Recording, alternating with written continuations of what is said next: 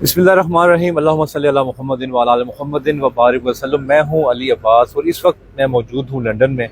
आप मेरे पीछे देख सकते हैं मार्बल आर्ट साथ है और ये लेफ़्ट साइड पे एवन फील्ड फ्लैट भी हैं। मेरे साथ मौजूद है नवीद ख्वाजा। अस्सलाम वालेकुम सर, कैसे हैं आप? वालेकुम अस्सलाम, बिल्कुल ठीक है। Naveed Khwaja Sahab is a business consultant और उनके पास बड़े ज़बरदस्त न्यू आइडियाज़ हैं। मैं नवीद साहब से बात ये करूँगा कि ये पाकिस्तान में भी कंसल्टेंसी देते हैं और यहाँ लंदन में भी कंपनीज को देते हैं कंसल्टेंसी। तो इनका लंदन का एक्सपोजर है, पाकिस्तान से बाहर का एक्सपोजर है, इंटरनेशनल एक्सपोजर है सारा बिज़नेस का। बिज़नेस बढ़ता कैसे है और उसमें जो सिस्टम्स हैं, कल्चर्स हैं, वो कैसे डेवलप होते हैं, हम इस मौजू में बात करेंगे। मैं पर्टिकुलर सवाल आपसे नवीद साहब ये करना चाहूँगा, जो ऑर्गेनाइजेशंस हैं पाकिस्तान में, मेरे ख्याल से कोई एक भी ऐसी नहीं है जो कि मल्टीनेशनल हो या जिसने कोई मल्टीनेशनल अपना कोई ब्रांड डेवलप किया हो। जैसे अभी देखें ना, ये पोलो हम देखते हैं कि जैसे मुख्तलिफ मैकडोनल्ड है, KFC है, जो इस तरह के जो रेस्टोरेंट्स हैं, या एडिडास है, नाइकी है, ये वो ब्रांड्स हैं जो इंटरनेशनली पूरी दुनिया में रिकग्नाइज्ड हैं। वो क्या वजह है कि एक तो बताएंगे पाकिस्तान का कोई ऐसा ब्रांड नहीं बन सका, ऐसी कंपनी नहीं बना सके, और आपके पास क्या टेक्निक्स हैं? अगर आपको एक नेशनल कंपनी दी जाए, आप उसको मल्टीनेशनल बनवा सकते हैं? जी, लवली क्वेश्चन। आई थिंक बड़ा पर्टिनेंट क्वेश्चन है, इसलिए कि ये वो पेन है जो कि हम कैरी कर रहे हैं, और जब भी हम किसी के साथ कंपेयर करने की कोशिश करते हैं तो वो बाकी सब लोग ये बना चुके हैं, हमसे नहीं बन रहा। अब वो 75 साल से ऊपर हो गए गेम और हो नहीं रहा। और उसका कोर सिंपल आंसर ये है कि फ्रेमवर्क नहीं है। ओके। और फ्रेमवर्क के बगैर जब भी आप कुछ चीज़ करने की कोशिश करते हैं तो आप स्ट्रगल करते हैं, शॉर्ट टर्म में वो डाई डाउन कर जाती है चीज़। ओके, ठीक है, इसका डीपर आंसर मैं दूंगा, लेकिन सिंपल कोई एक एग्जांपल दे देता हूँ। टोयोटा और सुजुकी जी, दोनों जापानीज कंपनी हैं। दोनों जापानीज है। टोयोटा दुनिया की सबसे बड़ी, सबसे सक्सेसफुल, जी, सबसे ज़्यादा ऑप्टिमल बिल्कुल। कंपनी है कार की। सुजुकी बहुत बड़ी कंपनी है, लेकिन टोयोटा जैसी नहीं है। सही। क्या फ़र्क है? दोनों के पास जापानीज इंजीनियर्स, दोनों के पास जी, जी। जापानीज थॉट प्रोसेस, दोनों के पास सेम फ्रेमवर्क, सेम आवाम। सब कुछ। जी। और वो अमेजिंगली कल्चर्ड अवाम है। वो ये नहीं है कि अनपढ़ होंगे या फिर वो क्या कहते हैं, नॉन प्रोफेशनल अप्रोच होगी उनकी। इतने प्रोफेशनल होते हैं, आपको भी जापानीज से मिले वो, यानी हो ही नहीं सकता कि यहाँ पे कोई टुकड़ा ज़मीन पे कोई चीज़ जैसे सिगरेट का ये पड़ा हुआ है मिल जाए, कोई थूक फेंक दे, कोई जूते टेढ़े रख दे, हो ही नहीं सकता। ओके। ये वो लोग हैं। लेकिन टोयोटा में भी वही काम करते हैं, सुजुकी में भी। फ़र्क क्या है? कैसे टोयोटा टोयोटा है और सुजुकी सुजुकी है, वो इधर है और ये इधर है, और ये नहीं कम्पीट नहीं करते। तो सुजुकी वाले है हमारे कुछ क्लाइंट, वो कहते थे हम लोग पूरी गाड़ी रिवर्स इंजीनियर करते हैं टोयोटा की, हमें एक ही चीज़ पता है क्या करते हैं। हाँ हम वो पूरी चीज़ बना लेते हैं, हाँ तब भी टोयोटा हमसे आगे रहता है। हाँ। वो क्या चक्कर? वो है उनका फ्रेमवर्क। ओके। टोयोटा अपना फ्रेमवर्क कंटिन्यूसली ऑप्टिमाइज करता है with their strategy of continuous improvement, their culture of continuous improvement. Kaizen पे चलते हैं ना वो, काइजन पे चलते हैं, लेकिन सुजुकी भी काइजन पे चलती है। हाँ, वही काइजन पे हाँ। चलती है। इंटरेस्टिंग बात यह है कि वो फ्रेमवर्क जो है वो तो नोन नहीं है, वो पब्लिक नहीं होती चीजें। अच्छा, वो नहीं।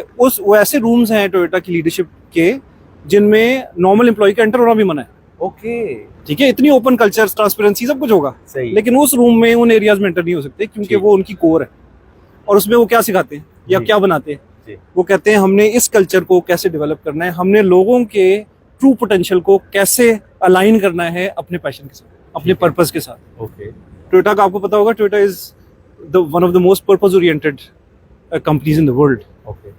कभी उल्टा सीधा काम नहीं करेंगे, हमेशा एनवायरमेंट फ्रेंडली काम करेंगे, कोशिश करेंगे, एथिकली हाई एथिकली हाई रहेंगे, कभी उल्टा सीधा काम नहीं करेंगे। तो वो को कॉम्प्रोमाइज नहीं है, लेकिन सुजुकी भी नहीं करती।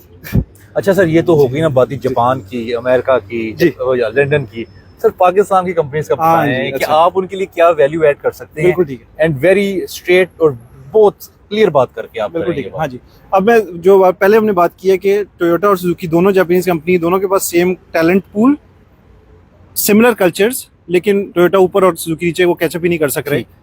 पाकिस्तान में ना टोयोटा जैसी कोई कंपनी है, ना सुजुकी जैसी कोई कंपनी है, क्योंकि हमारी तो अपनी मैन्युफैक्चरिंग है ही नहीं। सही है। हमारे पास क्या है? हमारे पास सर्विस कंपनीज है जनरली। यार मैन्युफैक्चरिंग है तो वो बहुत छोटी है, उनकी स्केलिंग क्यों नहीं होती? पहली, क्योंकि सेठ की मेंटालिटी ये है कि मैंने प्रॉफिट लेना है, बस प्रॉफिट सारा मुझे मिल जाए। ठीक है। राइट, मेरी कंपनी है, मेरे फैमिली की कंपनी है, तुम लोग एम्प्लॉइज हो, मैंने तो तुम्हें कोई पसंद नहीं करने अपने शेयर्स। हाँ, ठीक है, एक तो ये इशू हो गया। बिल्कुल सही। लेकिन इन्वेस्टमेंट की बात कर लें, कुछ अच्छी कंपनियां हैं, सेठों वाली बहुत अच्छी अच्छी कंपनीज हैं, जो कहती हैं कि ठीक है जी, हमने अपनी लीडरशिप पे और अपनी टीम्स के ऊपर इन्वेस्टमेंट करनी है। वो इन्वेस्टमेंट किस पे है? उनकी ट्रेनिंग करानी है, उनकी कोचिंग करनी है, उनकी मेक श्योर करना कि माइंड सेट डेवलप हो और हार्ट सेट डेवलप हो, सिर्फ माइंड नहीं हार्ट भी, उन दोनों पे काम करते हैं। ये लेकिन वो सेठ कहते हैं ना हम तो ट्रेन करते हैं, पैसा लगाते हैं इन पे, हाँ। ये कंपनी छोड़ के चले जाते बिल्कुल एग्जैक्टली। और देखिए एक बड़ा इंटरेस्टिंग डिलेमा है कि ट्रेन कर दें जी तो जो ट्रेंड बंदा होता है वो कहता है भाईजान इस कंपनी में तो मैं फिट ही नहीं होता, अब सही। आपने तो मुझे बना दिया सुपर पावर और मैं इस गंदी सी एनवायरनमेंट में कैसे रहूं। हाँ सेट मेंटालिटी में डिसीजन मेकिंग के प्रॉब्लम, प्रायोरिटाइजेशन के प्रॉब्लम, सेट के बच्चों के प्रॉब्लम सही है। सब आते हैं, राइट। वो जो प्रिविलेज वाला जो चक्कर है। अच्छा वाइस वर्सा, वो कहते नहीं मैं जी ट्रेनिंग नहीं कराऊंगा, सेट कहता है मैं कल्चर पे काम करूंगा। ठीक है, ये बड़ी बात होगी अगर वो इस पे काम करे। वो कल्चर पे काम करता है तो एम्प्लॉय कहते हैं भाईजान ये कौन सा कल्चर है, मैं तो यहाँ फिट ही नहीं होता। ओके, क्योंकि आपने बंदे पे ही दोनों का बैलेंस रखना हाँ, जरूरी है। अगर आप सिर्फ बंदों पे करेंगे कल्चर भी नहीं करेंगे तब भी प्रॉब्लम, लोग छोड़ जाएंगे। और अगर सिर्फ कल्चर पे करेंगे बंदों भी नहीं करेंगे तब भी प्रॉब्लम। सही। तो हमारी अप्रोच होलिस्टिक होती है। हम होलिस्टिक ट्रांसफॉर्मेशन कैसे करते हैं, हम कहते हैं कि ठीक है आप कंटिन्यूस इंप्रूवमेंट चाहते हैं, आप प्रॉफिट चाहते हैं, आप ग्रोथ करें और कॉस्ट ऑप्टिमाइजेशन करें। दो ही मेथड है ना प्रॉफिटेबिलिटी के, आपने कॉस्ट को रिड्यूस करना है और ग्रोथ क्रिएट करनी है। तो कॉस्ट को रिड्यूस करने का क्या तरीका है, आप डिजिटल लाएंगे, आप ओवरऑल मैकेनिज्म इंप्रूव करेंगे, कंटिन्यूस इंप्रूवमेंट के मैकेनिज्म्स को इंप्लीमेंट करेंगे। और साथ ही ग्रोथ कैसे लाएंगे, उस चीज़ को सस्टेनेबल करना और स्केल करना आपकी रिस्पॉन्सिबिलिटी। तो कल्चर क्या बनेगा कि माइंडसेट लोगों का और हार्ट सेट कनेक्ट होगा कल्चर के इमोशनल इंटेलिजेंस के साथ। आपने किसी पाकिस्तानी कंपनी के साथ काम किया है? जी जी। कोई रिजल्ट बताए ना जो आपने खुद अचीव किए खुद हो। अचीव किया। क्योंकि आप देखिए ना, आप कहते हैं जी मोटिवेशनल स्पीकर जो है ना वो बड़ी बातें करते हैं, स्टोरी सुनाते हैं। मैं स्टोरीज नहीं सुनाता, बिल्कुल मैं रिजल्ट्स पे काम करता हूँ। बिल्कुल। कोई आप टेंजिबल रिजल्ट्स जो आपने अब तक खुद प्रोड्यूस किए हैं, जी। अचीवमेंट्स किए हैं, उसके बारे में बताएं। जी ठीक। मैं थोड़ी ज़्यादा क्योंकि 20 साल से यहाँ हूँ, मेनली तो यहाँ का एक्सपीरियंस है, मैं थोड़ा टच करता हूँ कि मैं क्या किया है यहाँ पे, जी जी। ताकि बताऊँ कि थोड़ा जो पाकिस्तानी कंपनीज के साथ किया उसका क्या इफेक्ट आया है। क्योंकि हम तो चाहेंगे कि आपको जो 20 साल का एक्सपीरियंस है यहाँ का, वो हमारी पाकिस्तानी कंपनीज जो है वो इस्तेमाल करके फायदा हासिल करें। जी मैं तो चाहता हूँ जी, क्योंकि मेरा तो अल्लाह ताला ने जो दिया है और जो हमारे मुल्क ने हमें दिया है, मैं तो चाहता हूँ सब ग्रो करें। और पाकिस्तान में एजाइल उस फर्स्ट मैं लेके गया इसलिए कि पाकिस्तान को ये चाहिए था। अब वो आहिस्ता आ रहा है आहिस्ता। लेकिन कमिंग टू योर क्वेश्चन, जी जी, ईबे की एग्जांपल लेते हैं। यहीं पे स्टैंड पे ऑफिस है उनका, ईबे जो आप नाम सुना होगा। ईबे का जो वो ऑफिस है ना, उसमें they were losing 25% year over year in people and revenue.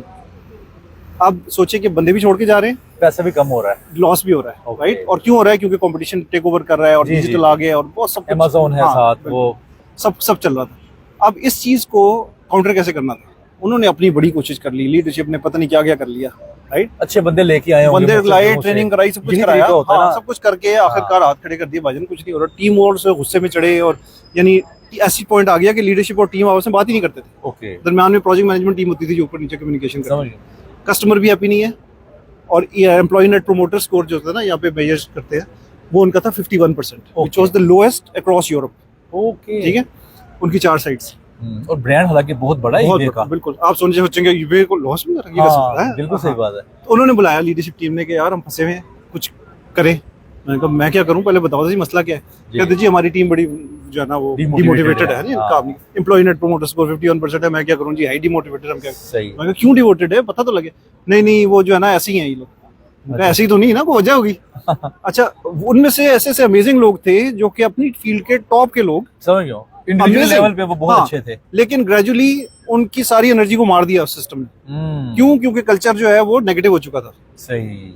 मैं जब गया तो मैंने कहा यार लीडरशिप टीम, आपने तो कहा कि आपके मसले हैं, वो ठीक है जैसे मैं हमेशा करता हूँ, लेकिन मैं खुद अपना रूट कॉज एनालिसिस करूंगा, क्योंकि I need to understand what the actual root cause is. आप तो मुझे सिम्टम्स बता रहे हैं। कंसल्टेंट का काम तो जैसे होता भी यही है, बिल्कुल, कि वो खुद से आइडेंटिफाई करे। हाँ एग्जैक्टली। अच्छा, उन्होंने कहा यार हमें पता है ये मसला, आप ये सॉल्व कर दो। मैंने कहा आप मुझे कह रहे हैं कि मैं आया हूँ डॉक्टर, मैं, आप मरीज हैं, मैं डॉक्टर हूँ, और आप मरीज आके कह रहे हैं डॉक्टर को, डॉक्टर साहब मुझे ये पोस्टन की गोली दे दे, हैं क्योंकि मेरे सर में दर्द है।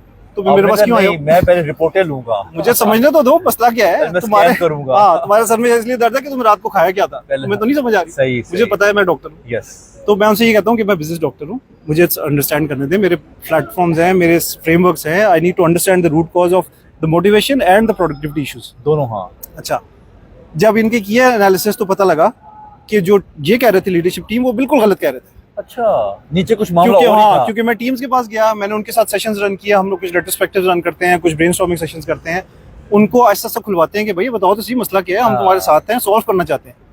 तो वहाँ क्या निकला रूट कॉज, कि उनका मिसट्रस्ट था लीडरशिप के ऊपर। क्यों? क्योंकि 1 साल पहले उन्होंने कुछ वादा किया था और वो उन्होंने पूरा नहीं पूरा किया। पूरा नहीं करना इज नॉट अ प्रॉब्लम, लेकिन बताया भी नहीं कि क्यों नहीं पूरा कर सके। ठीक है। लीडरशिप टीम ने कहा कि यार हम नहीं कर सकते थे, कंस्ट्रेंट था। मैंने कहा आपने उनको बताया? हाँ। नहीं, तो नहीं बताया तो मर गया। हाँ। अच्छा, टीम अपने गुस्से में बैठी हुई है कि मैं उधर मुंह करके बैठा हूं, खिलाफी भी की और नाराजगी भी कर ली, बताया भी नहीं। एग्जैक्टली। हाँ। अब लीडरशिप टीम को जब मैंने कहा कि आपने ये क्यों नहीं बताया, कहते हैं जी इससे क्या फर्क पड़ता है, राइट। मैंने कहा जी फर्क तो आपको पता लगेगा जब हम इसको सॉल्व करेंगे, अभी इतने आराम से होगा नहीं सॉल्व। हाँ। हमने उनका ट्रस्ट को रीबिल्ड करने के लिए बड़े सेशंस अरेंज कराए, ओपनली डिस्कशंस करवाई, उनको आहिस्ता आहिस्ता करके वेंट करने की अपॉर्चुनिटीज दी। सही कि देखें कल्चर जब डेवलप करना होता है ना, मेरा काम था कल्चर डेवलप करना, ठीक है। जब कल्चर डेवलप करने में आपको कितना टाइम लगा ये सारा काम करने? ये तकरीबन 5 महीने लगे। 5 महीने, ठीक है। 5 महीने, पहले 3 महीने में हमने उनके रिजल्ट्स पे आ जाएं जरा। हाँ, रिजल्ट बताएं क्या उसका नतीजा क्या निकला? ठीक है, मैंने उनकी बता दो, जो असेसमेंट की, उसके बाद वर्कशॉप्स रन की, उसके बाद लीडरशिप स्ट्रेटजी रीडिफाइन की, उसके बाद उनकी सर्विस लेवल्स चेंज कराए, उसके बाद उनके मेथडोलॉजीज मल्टीपल इंप्लीमेंट करवाई। जो सर्विस टीम थी कुछ और, डेवलपमेंट टीम की कुछ और वेंडर मैनेजमेंट कुछ और, कॉन्ट्रैक्ट मैनेजमेंट तक चेंज कराई। ठीक है। ये सारे का प्रोसेस का इम्पैक्ट क्या था कि 5 महीने में एम्प्लॉय नेट प्रोमोटर स्कोर 51% से 78%, okay, which was the highest in Europe. जो स्टैट्स आ गया, हाँ, स्टैट्स सामने आ गए आपके काम के। ठीक है, क्योंकि ये न्यूट्रल करते हैं, थर्ड पार्टी आके चेक करती है, मैं तो नहीं इन्फ्लुएंस कर सकता। ठीक है। वो शॉक के वाजी वाह कमाल हो गया, वो क्यों जी 78% कैसे हो गए? अच्छा, उनका जो बहुत बड़ा बॉस था वो आया और उससे सब डरते थे। जर्मन था, बड़ा लंबा था, माइकल बर्जावी थी यार। वो आता था ना तो ऐसे जैसे नहीं बदमाश हो जाते हैं और सब कांपना शुरू करते थे, वो हिसाब। तो वो आता था तो सारे जो है ना बस बिल्कुल बिली बन के बैठ जाते थे। मैं कहा भाई मैं तो आया हूँ हेल्प करने, मुझे क्या, तो ना मैं तुम्हारा एम्प्लॉई हूँ जो मैं डरूंगा। जी जी, राइट, मैं तो सॉल्व करने आया। तो मैं बैठा हुआ तो आया एक दिन आगे, कहता है Naveed what have you done. अच्छा, सारे ना पीछे लीडरशिप टीम बैठी हुई, हम साथ ही बैठते थे, तो सारे देख रहे हैं अब क्या होगा। वो आ गया बड़ा बॉस, उससे पूछ लिया नवीद क्या किया तुमने। मैं खड़ा हो गया साथ ही, मैं बैठा हुआ था, तो मैंने कहा क्या हो गया? कहता है आई कैन फील अ बज इन द ऑफिस। ओके। कहता है ये तो डेड होता था, बिल्कुल क्वाइट होता था सब कुछ, ये कैसे बज कैसे आया वापस? मैंने कहा I am just working on various aspects of norms development in the culture. कहता है I love this Naveed effect, right. और वो नवीद इफेक्ट बड़ा वो एक इफेक्ट मशहूर हो गया, क्योंकि हर बार वो कहता है अच्छा जी ये नवीद इफेक्ट है। क्यों जी? लीडरशिप टीम भी एनर्जाइज हो गई है, बड़े एक्टिव हो गए हैं। तो जब एम्प्लॉय नेट प्रोमोटर स्कोर बढ़ गया तो साथ ही नेट प्रोमोटर स्कोर भी बढ़ गया, जो कि क्लाइंट का होता है। ओके। यानी उनके क्लाइंट भी हैप्पियर होने शुरू हो गए। बिल्कुल सही है। उस साल में ईयर ओवर ईयर लॉस जो 25% पहले हो रहा था वो रुक गया, 0% ब्रेक इवन।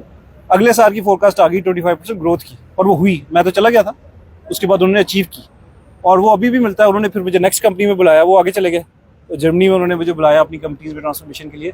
तो और उस सारा नटशेल में ये कि जब हम रूट कॉज करते हैं और एनालिसिस करते हैं, उनको आप एक सर्टेन फ्रेमवर्क पे डेवलप करवाते हैं कल्चर को, और फिर इंडिविजुअल्स पे काम करते हैं। यानी टीम्स के अंदर कुछ होते हैं जो कि ओपिनियन लीडर्स होते हैं, और कुछ होते हैं वो जो एक्चुअल ड्राइवर्स होते हैं ऑर्गेनाइजेशन। ठीक है। उन कैटलिस्ट को हम उठा के बाहर निकालते हैं। यानी वो जो ना हीरे तराशने होते हैं, आपने सही है, हीरे होते हैं हर कंपनी में, उनको या दबा दिया गया होता है या मार दिया गया होता है। हमारा काम है उनका दोबारा इग्नाइट करना। नवीद साहब बहुत बहुत शुक्रिया आपकी इनपुट का। मुझे उम्मीद है जो आपकी गुफ्तगू सुनी होगी, काश हमारे जो सीईओज हैं और जो सेठ हैं, जो मालकान हैं, वो आपकी बातों से इंस्पायर हों। बेशक वो खुद भी करना चाहते हैं तो वो खुद भी कर लें, सारा कल्चर चेंज कर लें। नहीं तो अगर आपसे करवाना चाहते हैं तो वो आपसे भी करवा लें। तो बेहतर है कि हमारी भी जो ऑर्गेनाइजेशंस हैं वो डेवलप हों, मल्टीनेशनल्स में जाएं। जैसे ही मैं ये लंदन से गुजर रहा हूँ तो मुझे कोई शेजान नज़र आ जाए, यहाँ से गुजर रहा हूँ मुझे कोई गोरवे नज़र आ जाए, मैं यहाँ से गुजर रहा हूँ तो मुझे कोई सर्विस शूज़ का जो एक शॉप है वो नज़र आए, तो अच्छा लगता है ना कि हमारा जो मुल्क है उसके जो ब्रांड्स हैं वो भी डेवलप हों। तो ये सारी चीज़ें जो कल्चर डेवलपमेंट है, ह्यूमन रिसोर्स डेवलपमेंट है, स्ट्रेटजीज़ हैं, क्रिएटिविटी है, ये सारा कुछ अपनी ऑर्गेनाइजेशन में लेके आएँ ताकि हमारी ऑर्गेनाइजेशन भी मल्टीनेशनल बन सके। Thank you very much.